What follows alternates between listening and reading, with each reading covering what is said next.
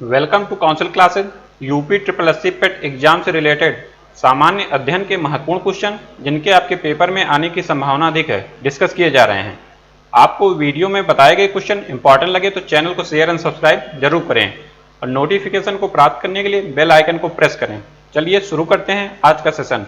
आज का first question है, संसद के दोनों सदनों के संयुक्त अधिवेशन की अध्यक्षता कौन करता है। आप लोगों से एक रिक्वेस्ट है कि आप लोग वीडियो को पूरा लास्ट तक देखें। पर डे यहाँ 40 क्वेश्चन का प्रैक्टिस सेट कराया जाता है जो आपके एग्जाम पॉइंट ऑफ व्यू से वेरी वेरी इंपॉर्टेंट है।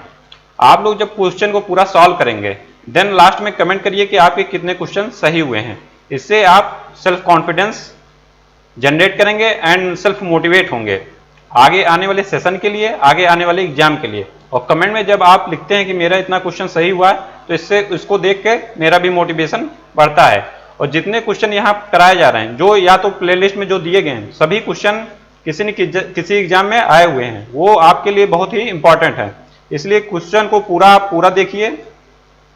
जितने क्वेश्चन दिए गए हैं 40 और 40 में आप मल्टीप्लिकेशन बाई 2 या 3 से करेंगे, चूंकि इतना मतलब आपको एक्सप्लेनेशन दे दिया जाता है तो ये 60 से 70 या 80 क्वेश्चन आपके बन जाते हैं।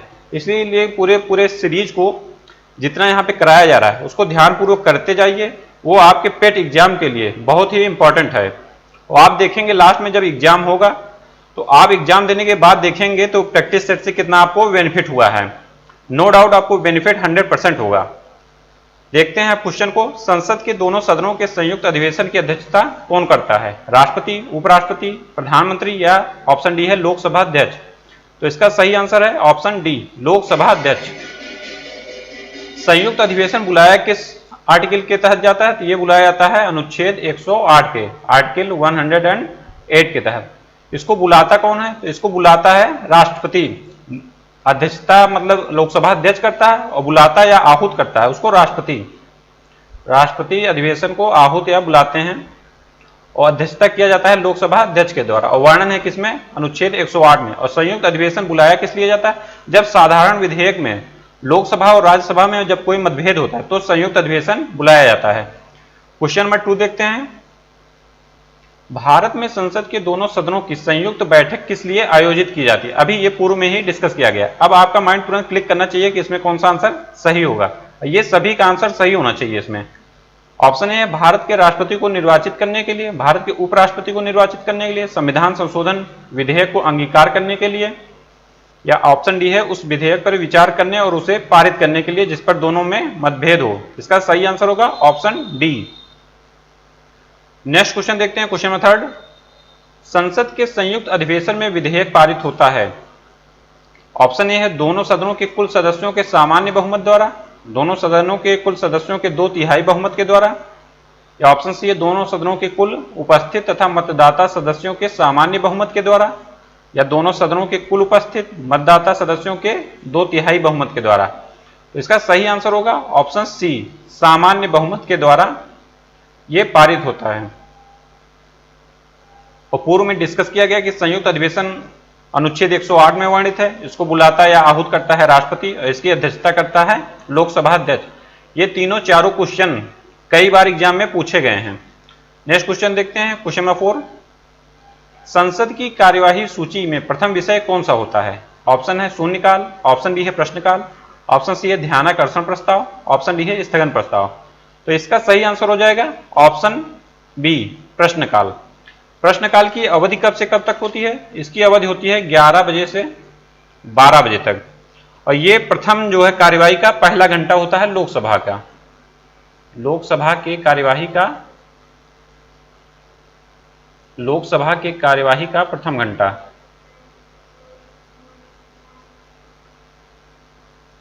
लोकसभा की कार्यवाही का प्रथम घंटा होता है 11 से 12 बजे तक, प्रश्नकाल उसको कहा जाता है।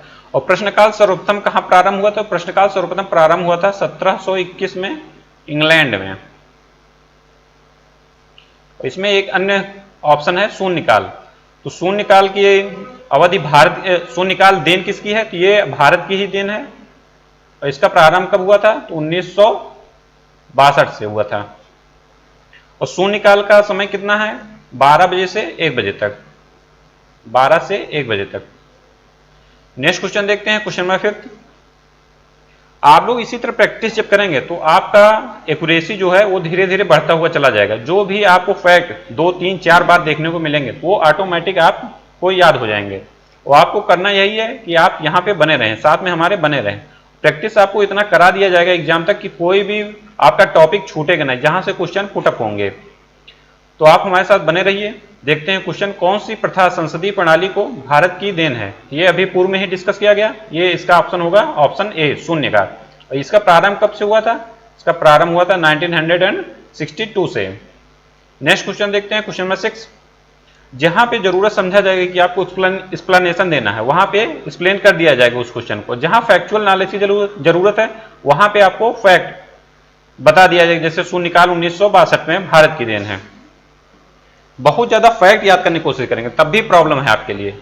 तो जहां जरूरत है वहां कॉन्सेप्ट को समझिए, जहां जरूरत है वहां इंटर रिलेट करते हुए 2-4 फैक्ट को एक साथ याद रखिए। जहां पे जिस चीज की आवश्यकता है वो आपको प्रोवाइड कराया जाएगा। बिकॉज जो आपके माइंड में है वही आप एग्जाम हॉल में डिलीवर कर पाएंगे। आप पढ़े कितना वो कोई मैटर नहीं करता है। इस बात को बहुत ध्यान से समझिएगा। क्वेश्चन नंबर 6 है, संसद के किसी सदस्य की सदस्यता तब समाप्त हो जाती है यदि वह बिना सदन को सूचित किए अनुपस्थित रहता है कितने दिन तक? 60 दिन तक, 90 दिन तक, 120 दिन तक, या ऑप्शन डी है 150 दिन तक। तो इसका सही आंसर होगा ऑप्शन ए, 60 दिन तक कोई भी संसद सदस्य बिना बताए अनुपस्थित रहता है तो उसकी सदस्यता समाप्त समझी जाती है। इसका उल्लेख किस अनुच्छेद में है? इसका उल्लेख है अनुच्छेद 101 में। नेक्स्ट क्वेश्चन देखते हैं, क्वेश्चन नंबर 7। क्वेश्चन नंबर 7 है, एक वर्ष में कम से कम कितनी बार सदन की बैठक होना आवश्यक है? 1 बार, 2 बार, 3 बार, या ऑप्शन डी 4 बार। इसका सही आंसर है ऑप्शन बी, 2 बार। नेक्स्ट क्वेश्चन देखते हैं, क्वेश्चन नंबर 8।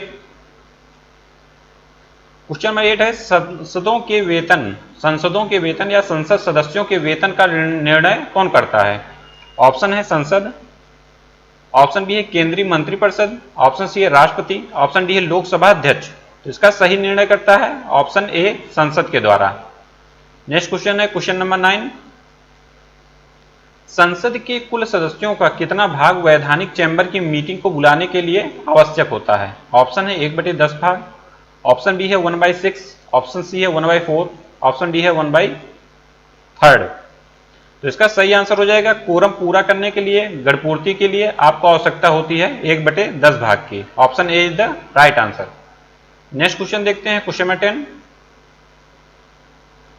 संसदीय प्रणाली वाली सरकार को अन्य किस नाम से जाना जाता है? ऑप्शन है अनुक्रियाशील सरकार, ऑप्शन बी है उत्तरदायी सरकार, ऑप्शन सी है संघीय सरकार, या ऑप्शन डी है राष्ट्रपतीय सरकार। तो इसका सही आंसर हो जाएगा ऑप्शन सी, संघीय सरकार। संघात्मक व्यवस्था जो है किसकी देन है? वो है कनाडा की। और संसदीय व्यवस्था किसकी देन है? वो देन है ब्रिटेन की। यह है संविधान के स्रोत, इसको भी यहीं पे याद रखिए। संसदीय प्रणाली में ये होता है कि आपका संसद जो है सर्वोच्च होता है, और जहां राष्ट्रपति सरकार होती है, जैसे अमेरिका का सरकार, वहां पे राष्ट्रपति जो है प्रमुख होता है। और भारत सरकार में क्या है? संसदीय प्रणाली में प्रधानमंत्री प्रमुख रहता है, और जब संवैधानिक प्रमुख की बात करें तो वहां पे राष्ट्रपति प्रमुख होगा। नेक्स्ट क्वेश्चन देखते हैं, क्वेश्चन नंबर 11। भारतीय राजनीतिक व्यवस्था में कार्यपालिका के अधीन रहकर कार्य करती है किसके? ऑप्शन है न्यायपालिका के, विधानपालिका के, चुनाव आयोग के, या ऑप्शन डी है संघ लोक सेवा आयोग के। इसका सही आंसर है ऑप्शन ए, न्यायपालिका। नेक्स्ट क्वेश्चन देखते हैं, क्वेश्चन नंबर 12।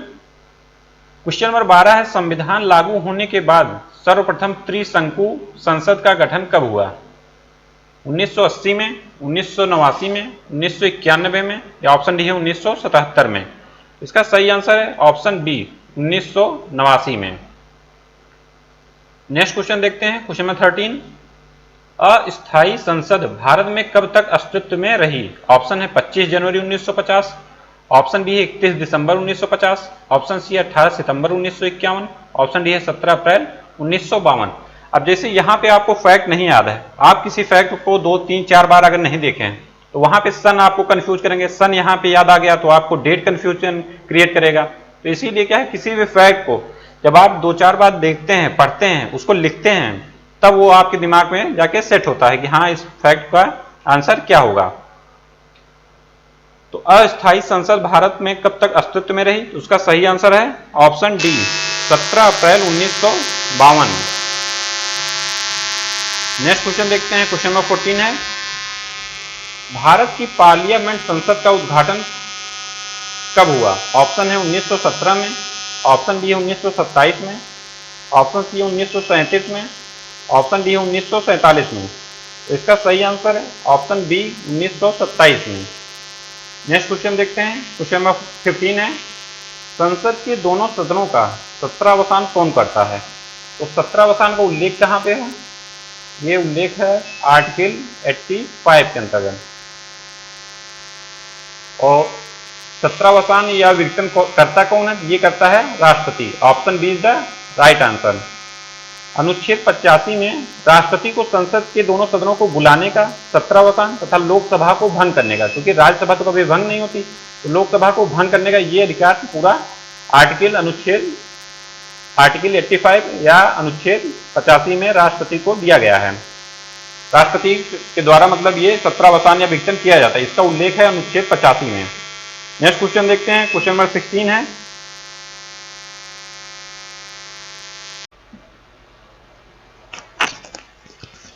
क्वेश्चन नंबर 16 है, संसद के किन सदस्यों को गैर सरकारी सदस्य कहा जाता है?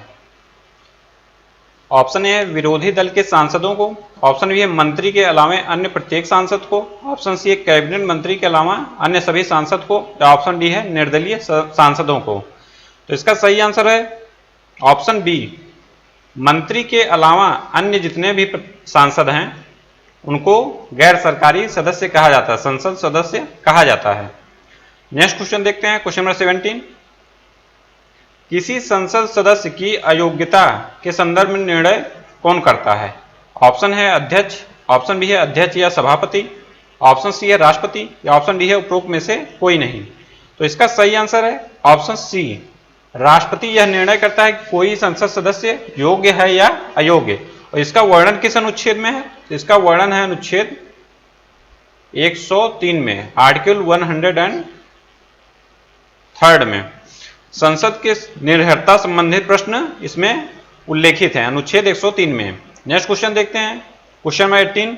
अब यहां पे जैसे आपको अनुच्छेद की जरूरत है, अनुच्छेद को याद करने की जरूरत है, तो वो यहाँ पे बता दिया गया है। सभी अनुच्छेद आपको याद नहीं करने के सब कुछ अनुच्छेद आप रटने में जुट गए हैं, तो उतना आपको याद भी नहीं हो पाएगा। और याद जैसे पढ़ तो लिए, आपको लगेगा कि हाँ याद है, लेकिन बाद में आपको कंफ्यूजन क्रिएट होगा। बाद में जब आप एग्जाम हॉल में, जब आपके ऊपर जब प्रेशर रहेगा, तो वो आपको याद नहीं रहेगा कि अनुच्छेद 103 में है या 4 में है या 5 में है। इसीलिए आप 50 से 60 आर्टिकल आपको बताए जाएंगे और बार बार वो उनका आपको रिवीजन कराया जाएगा।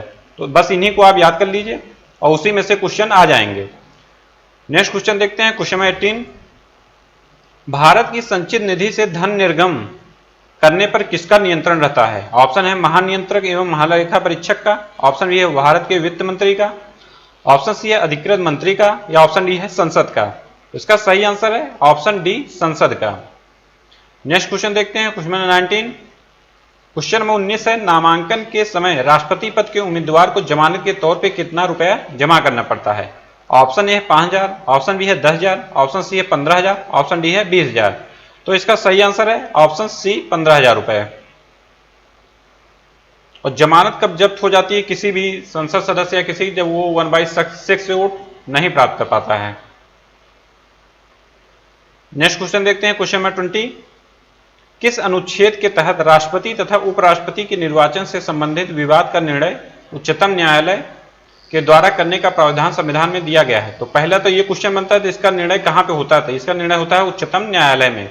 और किस अनुच्छेद में यह वर्णित है, इसको देखना है। ऑप्शन है अनुच्छेद 55, ऑप्शन है अनुच्छेद 68, ऑप्शन सी अनुच्छेद 69, या ऑप्शन डी है अनुच्छेद 71। तो इसका सही आंसर है ऑप्शन डी, अनुच्छेद 71। आर्टिकल नंबर है आर्टिकल 71 में। नेक्स्ट क्वेश्चन है, क्वेश्चन नंबर 21, भारत का राष्ट्रपति किसका एक अभिन्न अंग है? संसद का, लोकसभा का, राज्यसभा का, या मंत्री परिषद का? इसका सही आंसर होगा ऑप्शन ए, संसद का। संसद का उल्लेख है, संसद के गठन का उल्लेख है आर्टिकल 79 में। तो संसद बनता है किससे किससे है? तो ये बनता है लोकसभा प्लस राज्यसभा प्लस राष्ट्रपति, इन तीनों के मिलने से संसद का गठन होता है। इसका वर्णन है किसमें? अनुच्छेद 79 में, आर्टिकल 79 में। नेक्स्ट क्वेश्चन देखते हैं, क्वेश्चन नंबर 22। एक विधेयक जो संसद में प्रस्तुत किया जाता है कौन सी क्रिया के बाद अधिनियम बन जाता है? ऑप्शन है जब वह संसद के दोनों सदनों के द्वारा पारित हो जाता है। ऑप्शन बी है जब राष्ट्रपति अपनी सहमति दे देता है। ऑप्शन सी है जब प्रधानमंत्री उस पर हस्ताक्षर कर देता है। या ऑप्शन डी है जब सर्वोच्च न्यायालय इसे केंद्रीय संसद के अधिकार क्षेत्र में होना घोषित करता है। इसका सही आंसर है जब राष्ट्रपति अपनी सहमति दे देता है। Option B is the right answer. चलते हैं नेक्स्ट क्वेश्चन की ओर। क्वेश्चन नंबर 23 देखते हैं। क्वेश्चन नंबर 23 है जब राष्ट्रपति एवं उपराष्ट्रपति का पद खाली हो तो भारत के राष्ट्रपति के पद पर कौन कार्य करेगा? तो ये क्वेश्चन तो आप बहुत दिन से देखते आ रहे होंगे अगर कंपटीशन की तैयारी कर रहे हैं और प्रथम बार भी आप कंपटीशन में हैं, पेट का एग्जाम दे रहे हैं, तब भी आप 9th-12th के उसमें आप पढ़े होंगे सिलेबस में। तो राष्ट्रपति एवं उपराष्ट्रपति के बाद अगर उनका पद खाली हो तो उसके पद पे कार्य करेंगे भारत के मुख्य न्यायाधीश। Option B is the right answer. चलते हैं नेक्स्ट क्वेश्चन की ओर। क्वेश्चन नंबर 24 देखते हैं। भारत के निम्नलिखित राष्ट्रपतियों में से कौन एक कुछ समय के लिए गुट निरपेक्ष आंदोलन के महासचिव भी नियुक्त थे? ऑप्शन ए है doctor Sarvepalli Radhakrishnan. Option B है वराहगिरी वेंकटगिरी। ऑप्शन सी है ज्ञानी जैल सिंह। या ऑप्शन डी है डॉक्टर शंकर दयाल शर्मा। इसका सही आंसर है ऑप्शन सी ज्ञानी जैल सिंह। इन्होंने पॉकेट वीटो भी इन्हीं के काल में इन्हीं ने लाया था, पॉकेट वीटो, ज्ञानी जैल सिंह। नेक्स्ट क्वेश्चन है क्वेश्चन नंबर 25। दो अवधि के लिए भारत के राष्ट्रपति कौन थे? ऑप्शन है डॉक्टर राधाकृष्णन। ऑप्शन बी है doctor Rajendra Prasad. Option C है doctor Zakir Hussain. Option D है उपरोक्त में से कोई नहीं। तो इसका सही आंसर होगा आपका डॉक्टर राजेंद्र प्रसाद जी 2 बार कंटिन्यू आपके राष्ट्रपति नियुक्त हुए थे। ये इनका कार्यकाल कब से कब तक था? ये 26 जनवरी 1950 से लेकर 13 मई 1962 तक थे। इनका कार्यकाल भी पूछा जा सकता है क्योंकि ये प्रथम बार है और प्रथम किसी भी चीज, भारत हो, विश्व हो, अपना उत्तर प्रदेश हो, सभी जगह बहुत इंपॉर्टेंट है उस बारे में फैक्ट। तो इनका कार्यकाल भी आप याद रखिए। नेक्स्ट क्वेश्चन देखते हैं क्वेश्चन नंबर 26। लाभ के पद का निर्णय कौन करेगा? ऑप्शन है राष्ट्रपति एवं राज्यपाल। ऑप्शन बी है संघीय संसद। ऑप्शन सी उच्चतम न्यायालय। ऑप्शन डी है संघ लोक सेवा आयोग। इसका सही आंसर है ऑप्शन बी संघीय संसद के द्वारा लाभ के पद का निर्धारण होता है। नेक्स्ट क्वेश्चन देखते हैं क्वेश्चन नंबर 27। यहां पे कोशिश ये की जाती है कि आपको मिनिमम से मिनिमम समय 20 से 25 मिनट में आपको वीडियो कंप्लीट करा दी जाए 40 क्वेश्चन की, जिससे क्या होगा आप मिनिमम समय में मैक्सिमम आउटपुट प्राप्त करेंगे। क्वेश्चन नंबर 27 देखते हैं। निम्नलिखित में से किसी भौगोलिक क्षेत्र को अनुसूचित क्षेत्र घोषित करने का संवैधानिक अधिकार किसको है? राज्यपाल को, मुख्यमंत्री को, प्रधानमंत्री को, या ऑप्शन डी राष्ट्रपति को? तो इसका सही आंसर है ऑप्शन डी राष्ट्रपति को ये अधिकार प्राप्त है संवैधानिक कि किसी भी क्षेत्र को वो अनुसूचित क्षेत्र घोषित कर सकता है। नेक्स्ट क्वेश्चन देखते हैं क्वेश्चन नंबर 28। भारत का राष्ट्रपति चुना जाता है संसद के दोनों सदनों के सदस्यों के द्वारा, दोनों सदनों तथा राज्यों के विधानमंडल के सदस्यों के द्वारा। ऑप्शन सी है संसद के दोनों सदनों और राज्य विधानसभाओं के सदस्यों के द्वारा। ऑप्शन डी है संसद के दोनों सदनों के निर्वाचित सदस्य तथा राज्य विधानसभाओं के निर्वाचित सदस्यों के द्वारा। तो इसका सही आंसर है ऑप्शन डी संसद के दोनों सदनों के निर्वाचित सदस्य जो होते हैं, मनोनीत सदस्य इसमें राष्ट्रपति के चुनाव में नहीं लिए जाते हैं या वो निर्वाचक मंडल में नहीं शामिल होते हैं, तथा राज्य विधानसभा के या विधानमंडल के निर्वाचित सदस्य इसमें शामिल होते हैं। और अनुच्छेद 70 के तहत दिल्ली एंड पुदुचेरी के विधानमंडल के सदस्य भी इसमें शामिल हुए, निर्वाचित सदस्य इसमें शामिल हुए अनुच्छेद 70 के तहत। कॉन्स्टिट्यूशनल अमेंडमेंट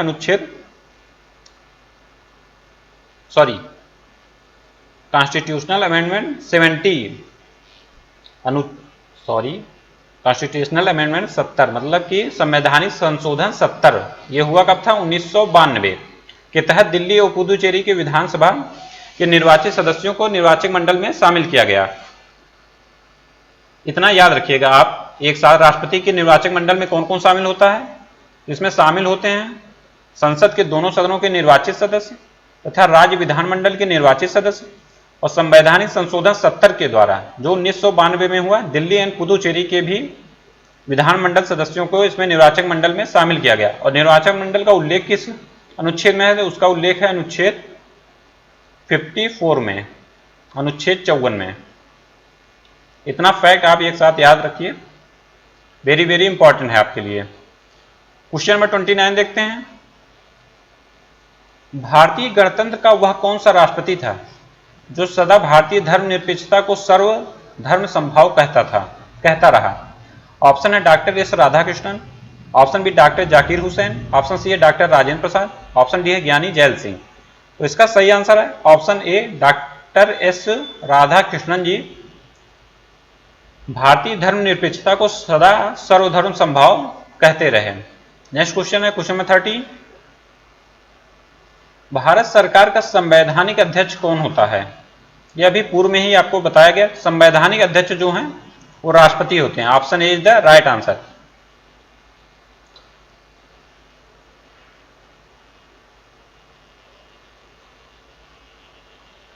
क्वेश्चन नंबर 31 देखते हैं। भारत के पहले राष्ट्रपति के रूप में डॉक्टर राजेंद्र प्रसाद का चुनाव किया गया था निर्वाचक मंडल के द्वारा, भारत की जनता के द्वारा, संविधान सभा के द्वारा, या ऑप्शन डी है संसद के द्वारा?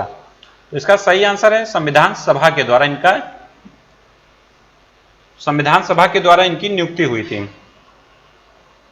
और संविधान सभा में एक क्वेश्चन और पूछा जाता है, राजेंद्र प्रसाद को स्थायी अध्यक्ष कब नियुक्त किया गया था? ये नियुक्त किया गया था 11 दिसंबर 1946 को स्थायी अध्यक्ष के रूप में। और अस्थायी अध्यक्ष कौन थे? वो 9 दिसंबर 1946 को सच्चिदानंद सिन्हा जी नियुक्त किए गए थे। अस्थायी अध्यक्ष सच्चिदानंद सिन्हा। इतना फैक्ट आप एक साथ याद रखिए। जैसे किसी भी टॉपिक पे चर्चा होती है तो आप उसके अगल बगल भी जितने फैक्ट हैं उसको एक साथ मेमोरी में आप इनकलकेट करिए, जिससे क्या है वो आपको लंबे समय तक याद रहेगा कि हाँ इसके बारे में क्या क्या बताया गया था। क्वेश्चन नंबर 32 देखते हैं। यदि भारतीय उपराष्ट्रपति अपना त्यागपत्र का निर्णय लेता है तो वो अपना त्यागपत्र किसे संबोधित करके लिखेंगे? प्रधानमंत्री को, ऑप्शन बी है मुख्य न्यायाधीश को, ऑप्शन सी लोकसभा अध्यक्ष को, ऑप्शन डी है राष्ट्रपति को। तो इसका सही आंसर होगा ऑप्शन डी राष्ट्रपति को। उपराष्ट्रपति राष्ट्रपति को त्यागपत्र देता है और राष्ट्रपति किसको त्यागपत्र देगा? वो देगा उपराष्ट्रपति को। देन उपराष्ट्रपति क्या करेगा? इसकी तत्काल सूचना देगा ये लोकसभा अध्यक्ष को ये तत्काल सूचना देगा राष्ट्रपति के त्यागपत्र की। राष्ट्रपति अपना त्यागपत्र देता है उपराष्ट्रपति को, उपराष्ट्रपति अपना त्यागपत्र देता है किसको संबोधित करके? राष्ट्रपति को। नेक्स्ट क्वेश्चन देखते हैं क्वेश्चन नंबर 33। भारत के प्रथम राष्ट्रपति कौन थे? अभी ये पूर्व में ही डिस्कस किया गया। Option B is the right answer, doctor Rajendra Prasad ji. और इनका कार्यकाल कब से कब तक बताया गया है? वो बताया गया था आपको 26 जनवरी 1950 से लेके 13 मई 1962 तक। 13 मई 1962 तक। नेक्स्ट क्वेश्चन देखते हैं क्वेश्चन नंबर 34। ऐसे ही जब आप प्रैक्टिस करेंगे तो आपको जैसे वो फैक्ट, वो क्वेश्चन 2-3 बार दिखाई देंगे तो आपको वो ऑटोमेटिक याद हो जाएंगे। क्वेश्चन नंबर 34 देखते हैं। भारत के राष्ट्रपति निर्वाचित होने के लिए न्यूनतम आयु सीमा कितनी होती है? न्यूनतम आयु सीमा होती है 35 वर्ष। 30 वर्ष किसके लिए न्यूनतम आयु सीमा है? तो ये राज्यसभा सदस्य के लिए है, राज्यसभा सदस्य के लिए। 25 वर्ष किसके लिए है? यह है लोकसभा सदस्य के लिए, लोकसभा सदस्य के लिए। नेक्स्ट क्वेश्चन देखते हैं क्वेश्चन नंबर 35। भारत के राष्ट्रपति पर महाभियोग लगाने का अधिकार किसको है? सर्वोच्च न्यायालय को, लोकसभा अध्यक्ष को, संसद के दोनों सदनों को, ऑप्शन डी है प्रधानमंत्री को। तो इसका सही आंसर है ऑप्शन सी, संसद के दोनों सदनों के द्वारा राष्ट्रपति के खिलाफ महाभियोग लगाया जाता है। इसका उल्लेख अनुच्छेद 61 में वर्णित है, आर्टिकल 61 में। यह क्वेश्चन बहुत बार पूछा गया है कि राष्ट्रपति पर महाभियोग किस अनुच्छेद के अंतर्गत आता है? तो यह आता है अनुच्छेद 61 के अंतर्गत। नेक्स्ट क्वेश्चन देखते हैं क्वेश्चन नंबर 36। भारत में राष्ट्रपति राज्यसभा के कितने सदस्यों को मनोनीत कर सकता है या करता है? ऑप्शन है 2, 10, 12 एंड 6। तो इसका सही आंसर है ऑप्शन सी 12। किस अनुच्छेद के अंतर्गत ये मनोनीत होता है? ये होते हैं अनुच्छेद 80 के तहत, और अनुच्छेद 79 या 79 के तहत आपको संसद का गठन बताया गया है। इसमें कौन कौन होते हैं? लोकसभा, राज्यसभा और राष्ट्रपति। और अनुच्छेद 80 के तहत राष्ट्रपति क्या करता है? राज्यसभा सदस्यों के 12 सदस्यों का मनोनयन करता है, मनोनीत करता है। नेक्स्ट क्वेश्चन देखते हैं, क्वेश्चन नंबर 37। संविधान के अनुसार निम्नांकित में से शब्दशः भारत के राष्ट्रपति की शक्ति नहीं है। नहीं शब्द को आपको बहुत ध्यान से देखना है किसी भी एग्जाम के लिए, नहीं शब्द बहुत इंपॉर्टेंट है। क्वेश्चन को आप पूरा पढ़िए, ऑप्शन को भी पूरा पढ़िए, क्योंकि आपके 1 से 2 क्वेश्चन तो यहीं पे आपके मिस्टेक से गलत हो जाएंगे कि हाँ आपने क्वेश्चन को ही पूरा नहीं पढ़ा है, इसलिए क्वेश्चन को केयरफुली होकर पूरा पढ़िए। तो भारत के राष्ट्रपति की शक्ति नहीं है, अध्यादेश का प्राख्यापन है ये, उच्चतम न्यायालय से परामर्श लेना ये भी है, ऑप्शन डी है क्षमादान करना ये भी है, संसद के सदनों को संदेश भेजना ये शक्ति रही नहीं है राष्ट्रपति की, तो यही इसमें सही होगा, ऑप्शन सी। नेक्स्ट क्वेश्चन है क्वेश्चन नंबर 38। राष्ट्रपति के निर्वाचन में भाग लेते हैं, अभी ये निर्वाचन प्रक्रिया का, निर्वाचन मंडल का अभी आपको पूर्व में ही डिस्कस किया गया है कि कौन कौन उसमें भाग लेते हैं निर्वाचन मंडल में। ऑप्शन है संसद के दोनों सदनों के सदस्य, ऑप्शन बी है लोकसभा के सदस्य, ऑप्शन सी है राज्यसभा के सदस्य, ऑप्शन डी है संसद के दोनों सदनों के निर्वाचित सदस्य तथा राज्यसभा और केंद्र शासित प्रदेशों के विधानसभाओं के निर्वाचित सदस्य। तो option D is the right answer. Next question देखते हैं, क्वेश्चन नंबर 39। राष्ट्रपति लोकसभा का विघटन कर सकते हैं प्रधानमंत्री की सलाह पर, भारत के मुख्य न्यायाधीश की सलाह पर, लोकसभा के अनुमोदन पर, या ऑप्शन डी है राज्यसभा के अनुमोदन पर। तो इसका सही आंसर है प्रधानमंत्री के सलाह पर राष्ट्रपति लोकसभा का विघटन करता है, option A is the right answer. Next question देखते हैं, क्वेश्चन नंबर 40, और आज के सेशन का ये लास्ट क्वेश्चन है। युद्ध की घोषणा या शांति का फैसला करने में कानूनी रूप से सक्षम कौन होता है? ऑप्शन ए है राष्ट्रपति, ऑप्शन बी है संसद, ऑप्शन सी है मंत्रिपरिषद, ऑप्शन डी है प्रधानमंत्री। तो इसका सही आंसर है ऑप्शन ए राष्ट्रपति, यही संवैधानिक प्रमुख भी होता है, संवैधानिक प्रमुख भी राष्ट्रपति होता है। इसी के नाम पर ही जब आप विदेशों में कोई कार्य होता है वो संवैधानिक प्रमुख राष्ट्रपति के नाम पर ही किया जाता है। तो युद्ध की घोषणा या शांति का फैसला करने के लिए कानूनी रूप से सक्षम भी राष्ट्रपति ही है। इसी तरह के क्वेश्चन को प्राप्त करने के लिए आप हमारे चैनल को शेयर एंड सब्सक्राइब जरूर करें। आप हमारे साथ बने रहिए, मिलते हैं नेक्स्ट वीडियो में। Thank you so much.